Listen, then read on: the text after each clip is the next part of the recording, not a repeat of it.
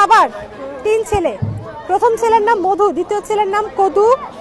প্রথম ছেলের নাম মধু, যার বয়স, দ্বিতীয় ছেলে কদুর বয়স হচ্ছে 1.5 গুণ। এখন কদুর বয়স 10 হলে তৃতীয় ছেলের নাম কি? তৃতীয় ছেলের নাম কি? এত কঠিন বলতে পারা যায়? শিহাবের বাবার কয় ছেলে? 3 ছেলে। প্রথম ছেলে মধু, মধুর বয়স কদুর চেয়ে কত? 1.5 গুণ বেশি। কদুর বয়স 10 হলে তৃতীয় ছেলের নাম কি? পারলো না তারা। প্রশ্নটা আরেকবার বলি। শিহাবের বাবার কয় ছেলে?